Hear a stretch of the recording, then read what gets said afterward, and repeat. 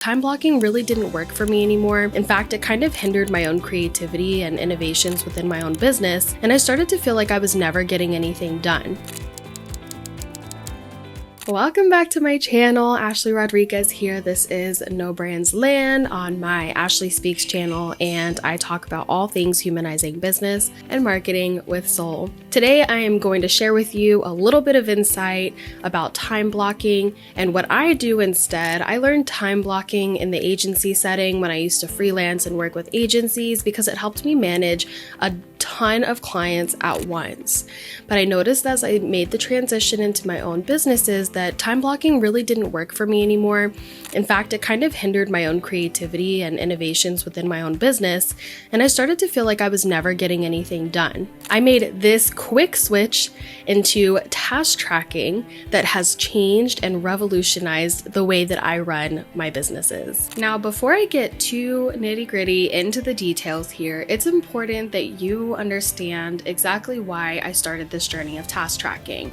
And it's because honestly, I'm not the kind of person that enjoys going step by step and reading really tedious instructions.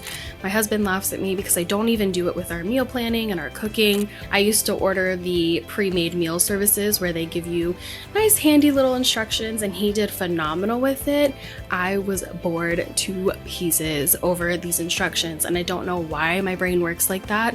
I guess I would just rather go by the seat of my pants and just kind of wing it when I'm doing things like cooking or building stuff, but I will read the directions if I have to. I just don't exactly enjoy it. It's not something that just gets my brain going and gets me excited. So that's where this comes from. So if you're somebody who really enjoys keeping organized, but maybe not too rigidly, you still want some creative autonomy or some freedom in your day, I promise task tracking is so much better. It's going to change your life if you know what to prioritize and how to make your tasks work for you instead of wasting time.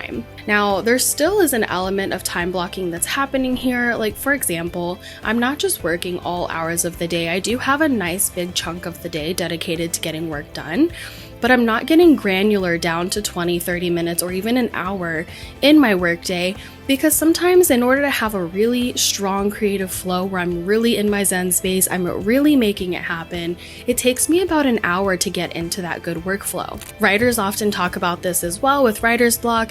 They suggest that you just continue writing until you get through some of those sticky moments where you're just not really getting creative, you're not really in your flow state. So I like to set aside a longer day, like a big chunk of time in my workday, and instead of breaking it down into hours or time frames, I just break it down into tasks.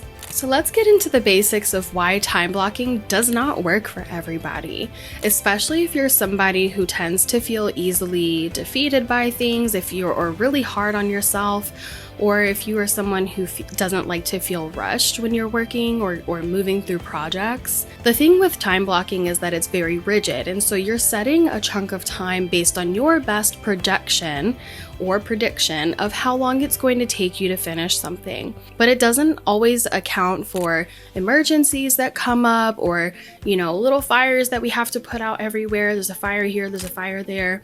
It really can distract from that flow state. And so it's very rigid. Life is just not predictable. So forcing yourself into a schedule in order to plan to get things done and reach a goal, you can see how very easily if you get off track, now you're behind what you actually wanted to do. Instead of planning for reaching your goals through tasks, it also creates a lot of pressure. So if you don't hit your time blocks perfectly, you do tend to feel psychologically that you're falling behind. So now you're not getting those dopamine hits or those releases that make you feel accomplished and inspired. And then it's exhausting. So time blocks, they don't leave room for flexibility or new ideas or things that are coming to you when you're in that flow state. So it can actually be very draining for some of us who like that creative freedom versus motivating us to get things done. It actually does the opposite. So my concept of task stacking, I should really start calling this task theory, But task tracking, instead of locking myself into very specific time slots, I focus on completing just a handful of tasks a day, no matter how long they take. Now, when I plan my tasks, naturally I'm planning tasks that I think are achievable and doable within that day, but also picking tasks that are going to move us along to reach our long-term goals in the business. So I'm not just like doing willy-nilly tasks. If it's client work, I set aside some tasks for that. If it's admin stuff or business development or operations on my business side, then I focus tasks on that. But the idea is to pick 3 tasks that are going to monumentally move you forward in reaching your progress and your goals. Now, if you can plan these in order of priority, I would suggest maybe planning 2 tasks that are very, very high priority, and then maybe another third task that's a little bit lower or medium, something that if you didn't get it done that day, it's okay, but it still moves you forward in reaching your progress and your goals. So task tracking really works. It's a form of just project management, managing the different things that you have going on in your business to move that bottom line, to move your progress forward, but it removes the pressure of really strict and rigid time slots. It helps increase your flexibility, and it still keeps you accountable. So this is why task tracking can work if you don't have a lot of crazy heavy deadlines or stacked up meetings all day. It just allows you some autonomy to kind of move through your day, still hit your goals and make progress. You'll notice in the back I have a sign there that says all progress is good progress, because if we're moving forward, then we're not moving backwards, and I'm okay with that. And how this typically looks is the day before, I'll write down on my whiteboard. I have a portable whiteboard here. I write down the tasks that I think are important the day before. I'll reassess those tasks when I get into the office, maybe after I check my emails, just to see if anything came up that might bump a task out of the way and be replaced by something more important. It takes a lot of emotional intelligence and strategic intelligence to know which tasks you should prioritize so that you don't waste time. But I also have an admin that I love to work with. She's my executive admin, and she does help carry forth a lot of these tasks as well. So that's been really helpful in just knowing that I don't have to get everything done myself. We're really doing this as a team, which has been a life changer. If you don't have an admin, you should really try to get one. And so what I do is I focus on getting these tasks the day before.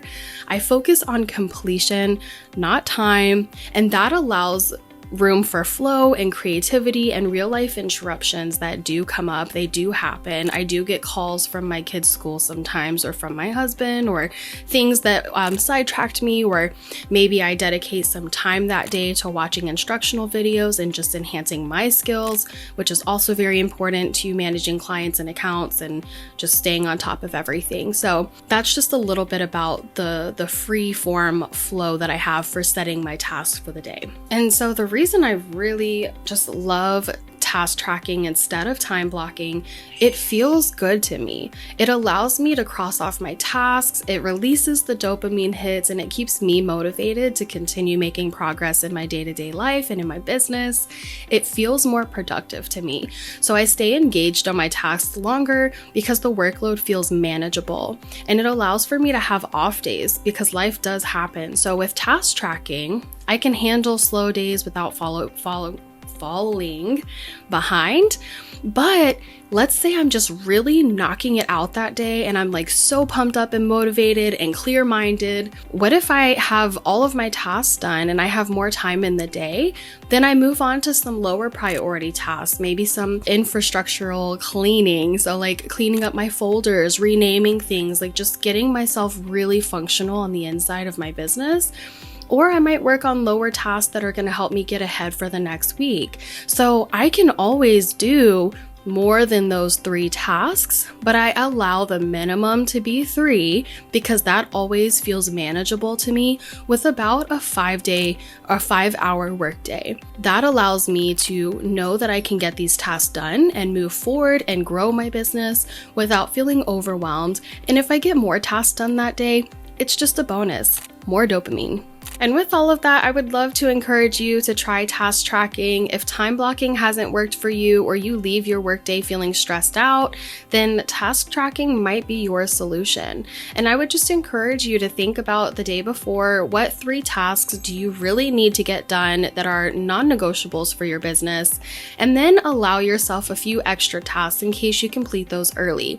I generally try to plan for about 5 hours of work for my tasks, planning those 3 tasks that I know I most likely can finish within 5 hours.